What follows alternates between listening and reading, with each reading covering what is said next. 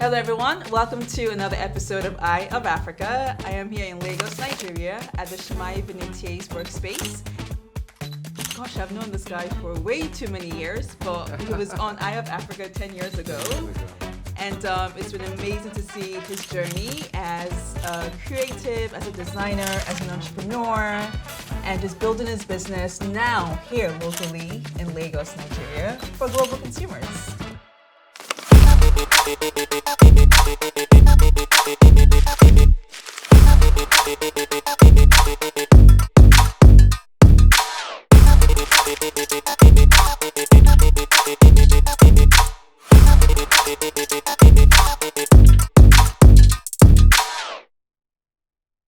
Tsemaye. Hi. How are you? I'm good. 10 years later, and You we're still look good. back in Lagos, and you still fit that dress.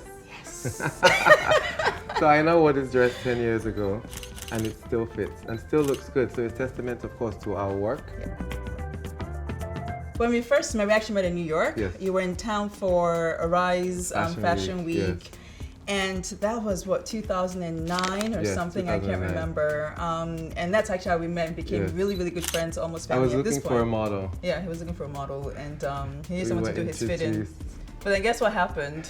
He sent me to the casting, and then the rest said I did not fit the mold. But it's okay, we're still here years later. First of all, when you think about your journey as a designer, you were born in Lagos, moved to London. Can you just kind of bring us along that journey? And then to where you are today and bring in that business back to Lagos, where you are creative with local artisans alongside So you. I think I was 9 when I saw, a thing of Gianni Versace on the runway, and I was like, I want to be him. It was him and Naomi, Christy, and Claudia, and I was like, I want to be him. I want to be him. I want to be him. Him, exactly. But of course, at that age, you don't know what you're doing. So of course, fast forward many years, I went to university. I studied urban estate management with the sort of base of architecture.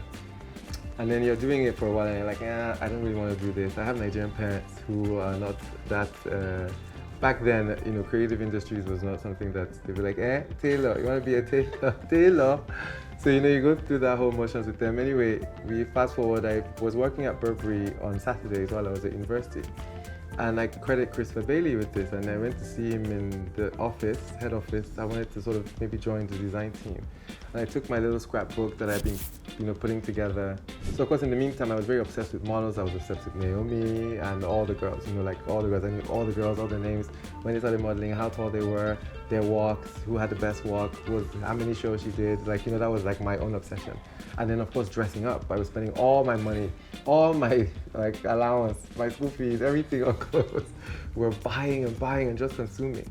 But then it gets to a point where I thought, okay, this consuming, I want more than consuming. And then Christopher Bailey, of course, gave me the advice I should go and get a formal education in fashion, because with the way the fashion industry was moving, nobody was going to be very willing to give me a chance without that formal education. So I went back to the same school I did my urban estate management, Kingston University. And then I did that, and then I prayed to God. I think it was maybe the week I finished, I was going to apply for some jobs, internship jobs. And I prayed and I said, God, please, if this is what I'm going to do for the rest of my life, and if it's what I should do, if it's what you want me to do, let me get a job, please. I applied to 3 places: Gucci, Stella McCartney, and I think it was like Vivienne Westwood. And literally the next day, a girl called Lina Similu, who at Stella, called me and says, oh my gosh, we saw you walk in to bring your CV. We think you're so cool, you have to come and start. And then that's how the journey started. So I started working for Stella McCartney as an intern. That became something, and then I went back to Burberry. And then one day at lunch, I was like, if I'm going to start my own label, it has to be now. So then I just quit my job and then just started the label. And I think what was interesting is I remember you were buying fabrics in Italy. Yes. Your design studio and where you used to Yes. make was in London. And then we would show in New York. And you're showing New York, Yes. and then you're showing Nigeria as well Yes, too. yes. So you were literally being pulled in all these different Yes. directions. And I think at some point, you thought your woman was she was here in Lagos, Yes. but you thought, okay, what is happening in America? Let's try to Yes. sell to that. Let's try to sell it to Bergdorf, Neiman's, Yeah. and Saks, and chasing all those things. And then all of a sudden, you're now here in Lagos So what happened with that? So America was the most welcoming market for a young black guy who wears a baseball cap everywhere and baggy t-shirts, Jordans. Like a young black guy designing gowns, America was literally the most welcoming market. That's why America was in the mix. The most welcoming market. When I did my shows, we had people come through, we had the buyers meet us, we had people see the collection, we had the press, and we had like celebrities interested in it, you know. London, of course, because it's where I grew up, I created there and I knew my way around London. So I didn't change my production from London. And in Nigeria, because I'm Nigerian, and of course, you know, when you have like a young designer, the Nigerian women are like, oh my gosh, she's Nigerian, yeah, let's buy this. So the women were also very supportive. I had thought about moving to the States, actually in 2016. I had done an incubator thing with Macy's. Once I knew that I could work in Lagos, then my whole like thing changed. I changed my tickets. I was supposed to go back, I think maybe the 3rd of January. I changed it to like March, and then I changed it again. So Nigeria gave me the same energy that New York was giving me. I see. That kind of feeling of anything can happen. Yeah. And you know, we heard these things, of course, before sort of coming back. Creating in Nigeria is difficult. Yes, please. Extremely. Extremely, because there's many different reasons why we will call it difficult. But I am also of the belief, why can't we do it? We can do it. So now that's like the driving force. Like it must be done. It must be done from Nigeria.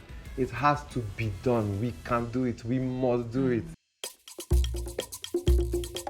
So we still import fabrics and we're still weaving in Italy, you know, we're still weaving. But then also, like we're sitting here with all this ashoke on the table. My mom, we had like some water come into the house and she wanted to get rid of some old ashoke, and then watching it, I was looking at it that we're weaving in Como. I used to go to Como like once a year to go and sit with the guys. And they used to weave for Dolce & Gabbana, all these other brands, Ralph Lauren, everybody, they weave for everyone. So we used to weave with them, but then I'm like, this is a very similar thing to what is happening here in Nigeria. The difference, of course, we don't use big machines. It's one little guy on a loom doing the thing, but it's even a little bit more intricate. And then these very old ashokes also sort of have a more intricate pattern than the ones that you sort of see now, like, you know, what the girls are wearing now. So, you know, we stored all this, sort of trying to recreate some of it, like the yellow one that's there that we just, you know, recreated into this yellow one that we sort of recreated from a vintage ashoke. So we recreated to sort of make a degradé feeling, and then both sides are usable. So you have one side so that has, you can use both? So it's bi-side. I see. And then it's also picking your own thread so that it's slightly different and it lasts longer. So of course, bringing the knowledge that we've sort of acquired from outside of the country to sort of make these sort of things a little bit better. And then as you're sort of thinking about that, you're also sort of, there's an impact component of what you're doing, being able to employ people, create jobs for them, and quite frankly, change lives as well too. Can you just tell us a little bit about that? Because it's quite different when you're doing that from overseas versus doing it here, where you know the impact in which it's making, and not just these individuals, but their families, and you're also educating them as well. So there's a real ecosystem of support that we must give to our staff. You know, like someone didn't come to work today, her daughter is not well, or they have an exam to do, and you have to sort of make life a little bit. So here, because there's so much pressure on everybody to sort of have, it's really difficult for them to sort of stay focused on the work only. So we have to sort of create a very so our business is socially conscious. When you come to Nigeria, there's a sustainability, social consciousness, all those things are bywords that sort of roll around your mouth every day, because you're seeing so much waste around you. You know, like the shirt I'm wearing now, we just patchwork a bunch of different Ankaras together, scraps, and then we made it into a shirt. But, you know, sort of thinking of those things. So we have to also support the staff so that they can focus on the work comfortably, like, you know, when we used to produce in London or in New York.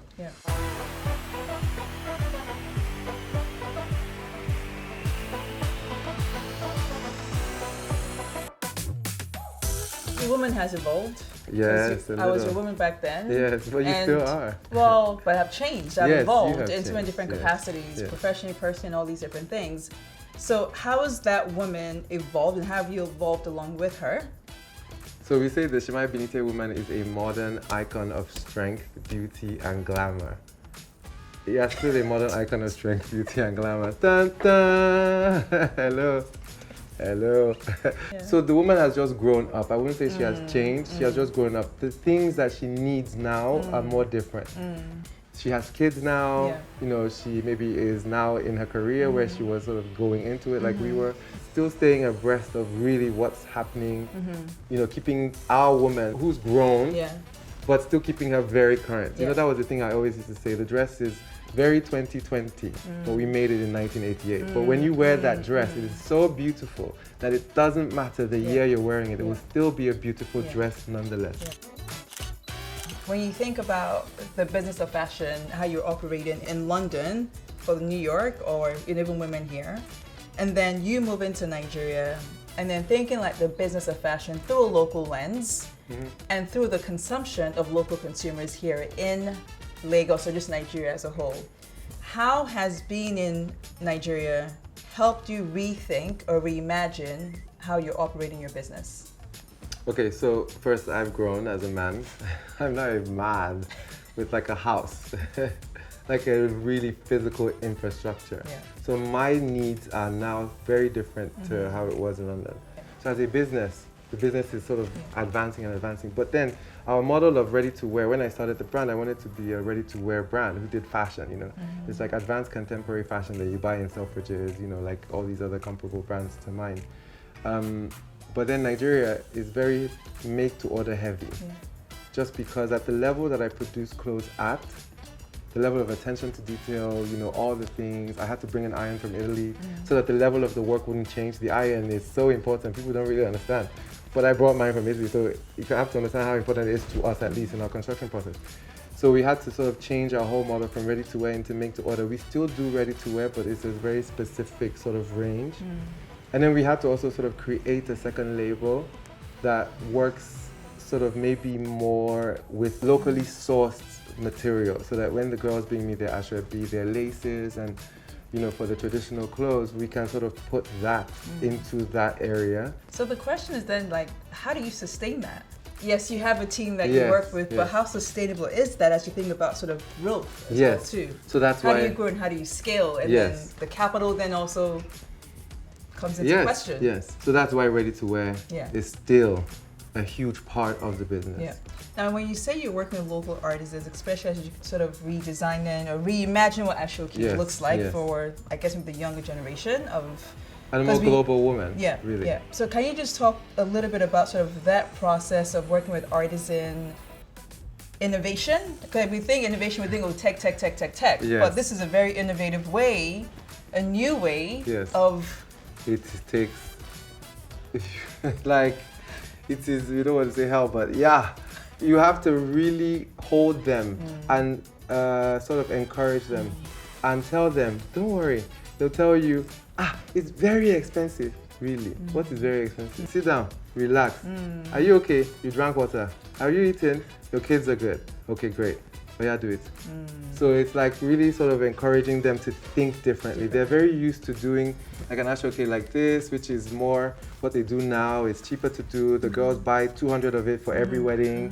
Everybody's wearing the same gele. Everybody's doing the same stuff.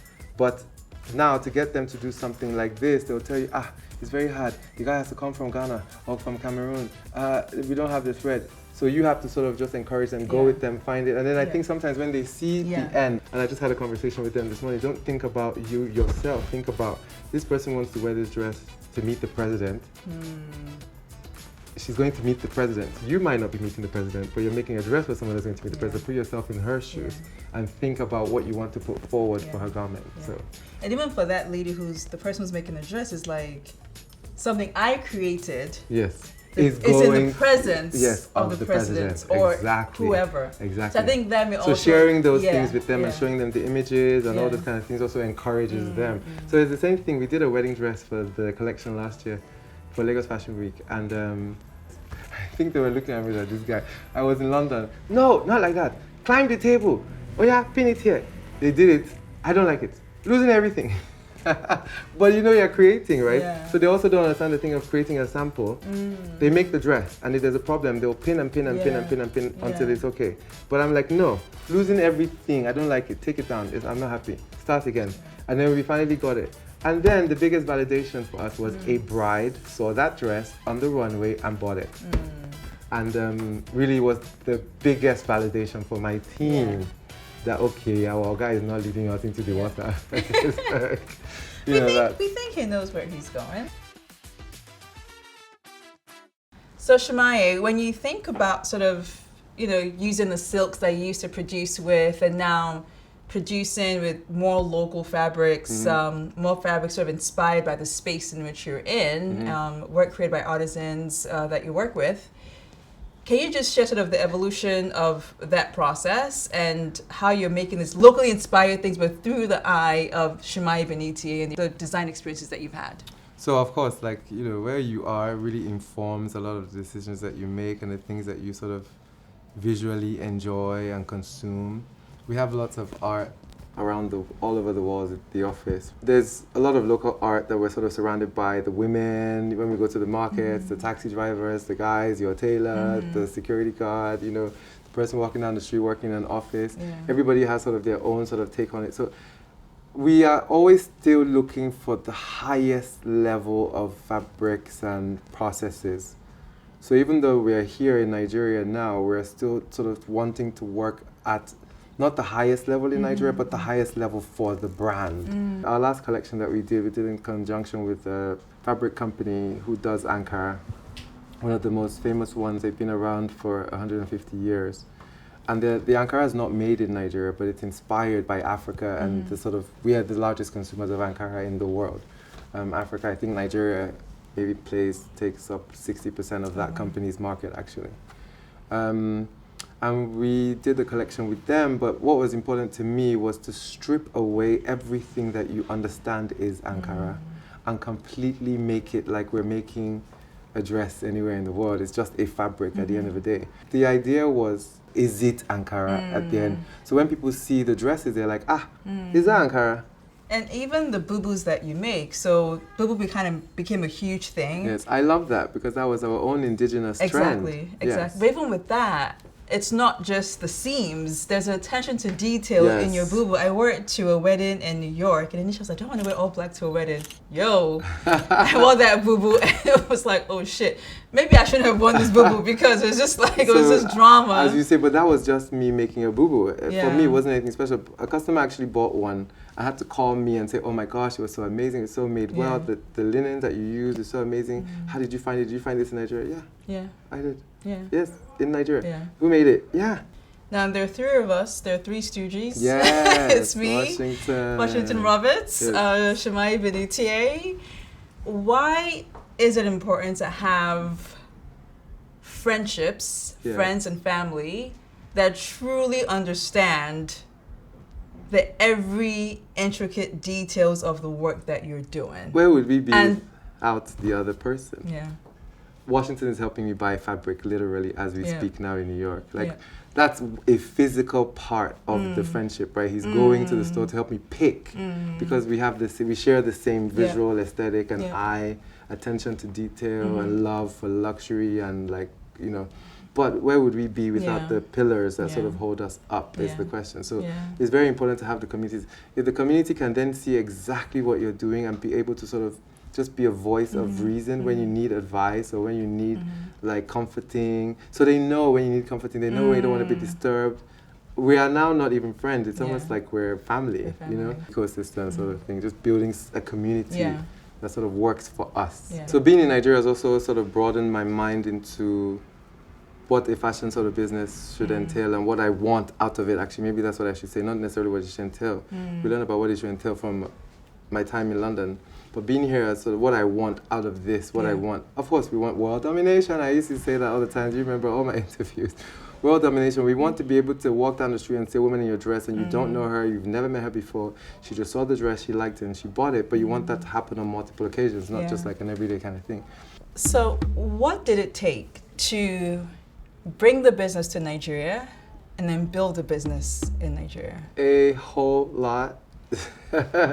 A whole lot. We are still doing it.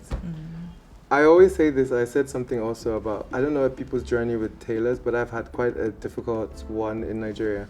Sort of finding people that can sort of work to the pace or my level. I remember testing someone, I wasn't here, and the girl, my tailoring manager was with the guy, and then I remember telling her, that the guy said, this one at London work, I can't do that here, I beg, and they never came back. Oh, wow. So, the thing of, I suppose that's where maybe I guess we call all the social impact things that we're doing with work, where you have to sort of cushion everything else so that the people are comfortable enough, find them homes, find them schools for their kids, and sort of considering how they live. But of course you start doing it because you have to do it, but then you really then start to care. I didn't do it because I had to do it. I don't do it, I don't house anybody, but you care about the people that you're sort of interacting with every day, sort of building from scratch up. And then of course the whole thing with infrastructure, light, generator, fabrics. We have a buttonhole machine that can't work with the threads that we get here in Nigeria because the threads are bigger. We have to bring those threads in. Some zips we still have to bring in just because we found a very local good one, but we still have to bring some zips in. So we still bring our Riri zips from Switzerland and then still bring some from London or New York, wherever we can easily get what we can get with YKK. So there's still some things that we sort of still have to bring in just so that our work is on a certain level that can sort of transcend where it's made. Yeah.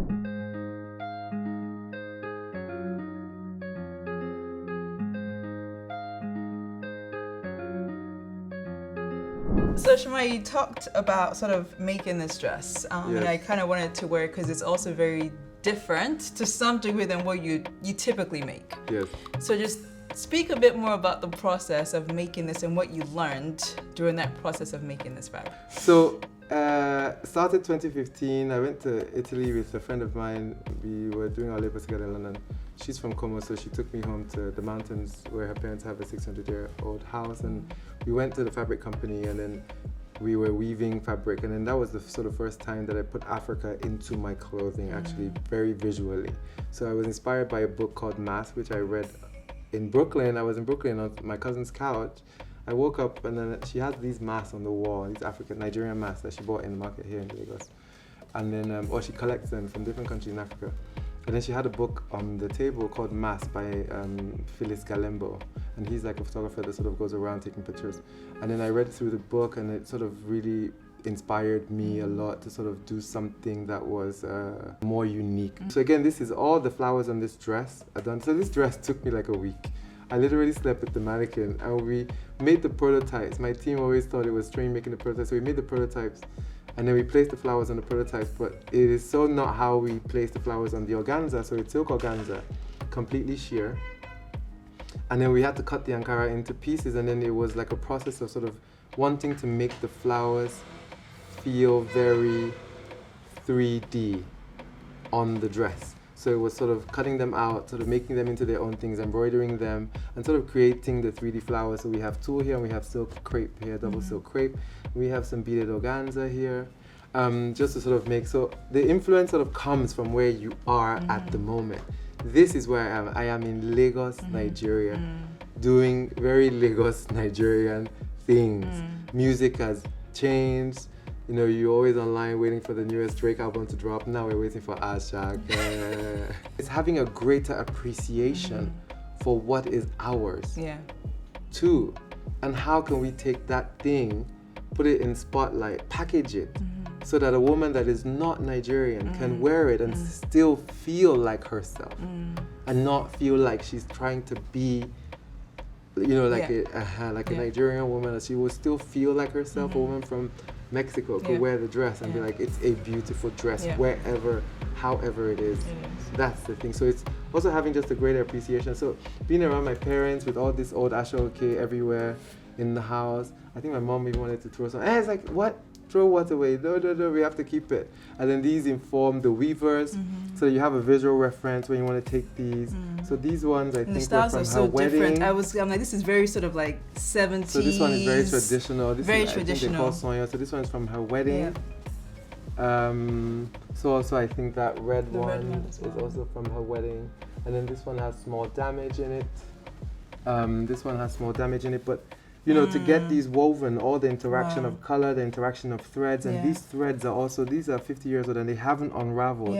as opposed to the newer ashokes that unravel at the slightest touch. And then this is a traditional Yoruba one, which is all cotton, but it makes very well. It's breathable, and it's sort of returning ourselves back to this place and sort of just applying. But ashoke is not the only fabric that is sort of associated with where we are. Ankara is also associated with where we are. Tie and dye is also, adire is also associated with where we are. So it's just sort of taking those influences and trying to do them in your own way so it doesn't look like somebody else's work too is really quite important. You know, I'm also a great believer in sort of dutiful dressing. I'm going to a funeral. I don't think you should wear anything that's showing your shoulders. Remember, we had that thing with your dress.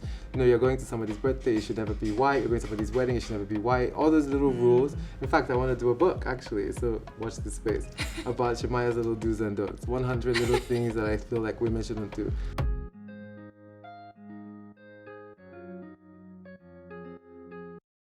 And then I think one thing we haven't touched on is like the evolution of like how the Gen Zs are engaging in the fashion world versus how we call them the old guards. So for us, it was really integrity and all those things were certainly very important. I'm not saying that the Gen Zs are not, they're not bothered by integrity, but creating really like uncompromisingly, like not scrimping and saving on anything because it's cheaper or easier. Was our sort of ethos, and we wanted to put the idea of the inspiration through and through within the clothes. Where do you see yourself? Like when you think about the future, what does the future hold for Tsemaye Binitie? I still say world domination, but I would also want to create an infrastructure here in Lagos, Nigeria, that can sort of fend for itself. It's very important to me, where the people know exactly what they're doing, what they should do, how they should do it, and we'll do it that way because we have created a space and a community for them to sort of continue to create. I mean, my team behind me. Thank you for joining us on today's episode of Eye of Africa. Thank you to Tsemaye Binitie for being an incredible guest. Until the next one, I am Aina Fadina, and take care.